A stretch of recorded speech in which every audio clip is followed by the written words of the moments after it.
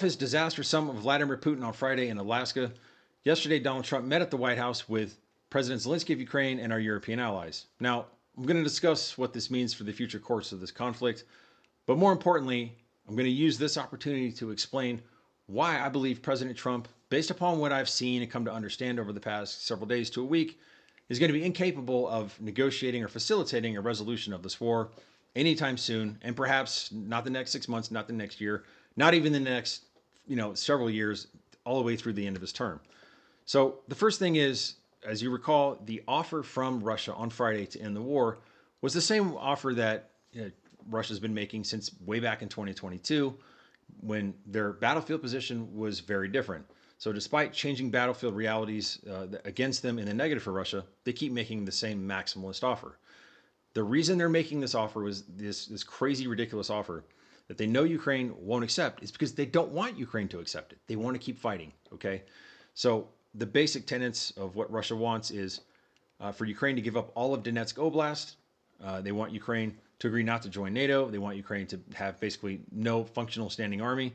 And they want Ukraine to have elections and address the root causes of the war so that basically Russia can interfere with its democratic government and functionally eliminate Ukraine's separate identity as the largest democracy in Europe. So the key thing here, though, is to understand why Ukraine cannot give up the rest of Donetsk Oblast. This is not a land swap. This is Ukraine giving up Donetsk Oblast and Russia giving up nothing that it currently occupies, such as Zaporizhia or Kherson. So as you see here on your screen, this is from the Institute of Study of War.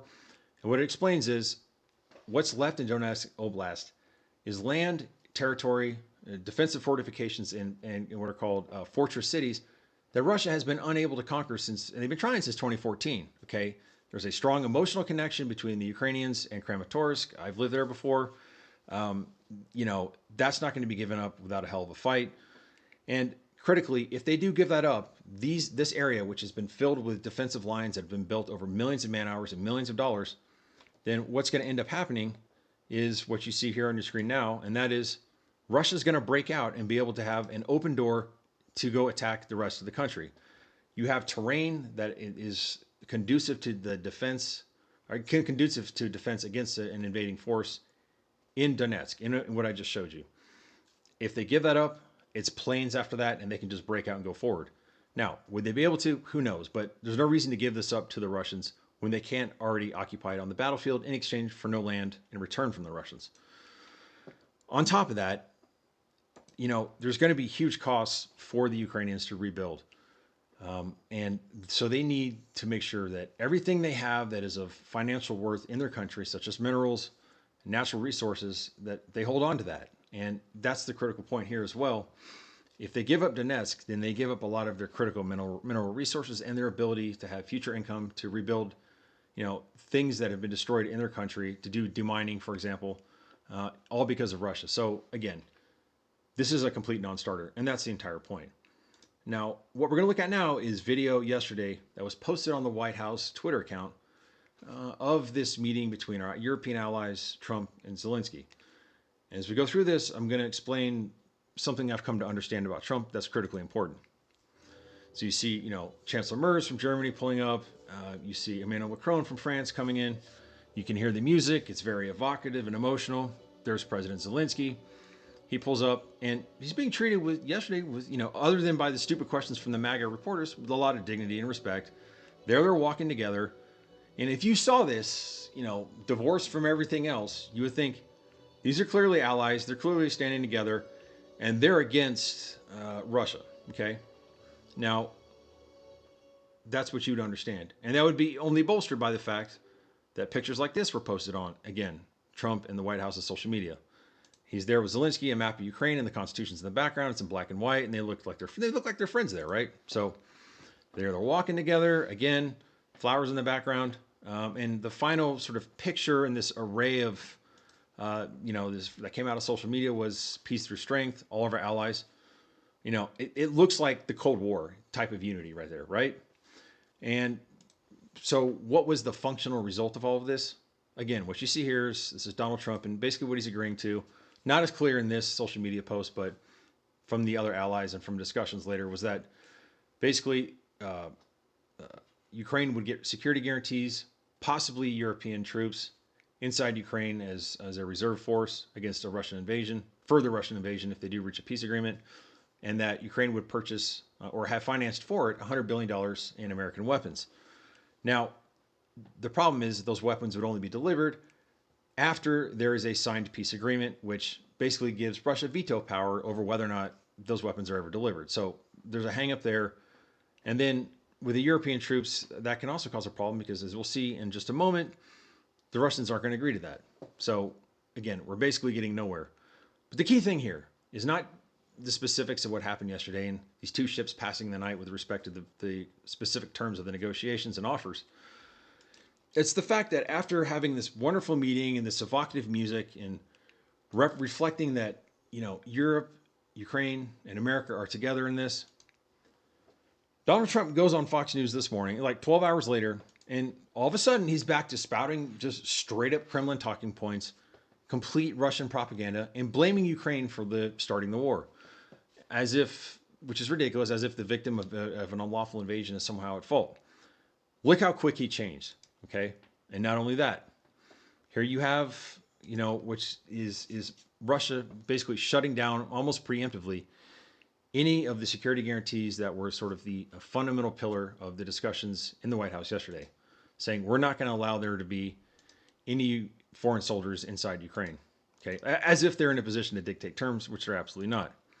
Then you have Lavrov, who's the foreign minister for Russia, who was wearing a CCCP Soviet Union sweatshirt as he showed up in Alaska at the hotel the day before on Thursday night, basically giving an FU message to the Trump administration that they want to create the Soviet Union again, which means taking Ukraine, Poland, the Baltic states, and a bunch of other countries, complete imperialistic ambitions, and admitting that openly.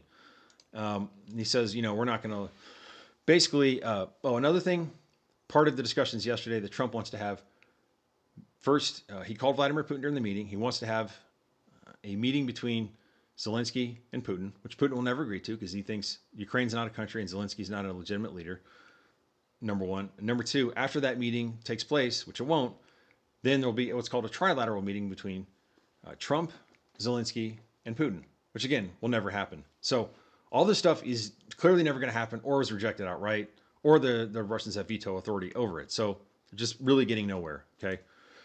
And why this is important, I want to put this together now, kind of bring this home for you, is that when you look at that evocative music, and that evocative video, I want you to compare it to what I'm about to show you, which is Trump and Putin together. And you tell me if the way that Trump is portraying, his meeting with Putin is any different in emotion and the way it's intended to be portrayed than what you saw with respect to our allies, Zelensky, Europe, and Trump together yesterday. So just look at this. It's a little bit disgusting.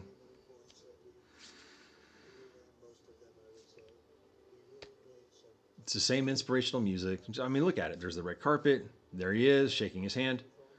Is he treating Putin in this video any differently than he was treating, Chancellor Merz from Germany, or Macron from France, or even Zelensky from Ukraine? He's equating all of them.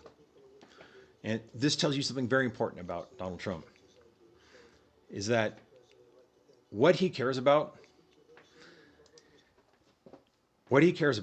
is having a persona that makes it look like he's trying to achieve peace.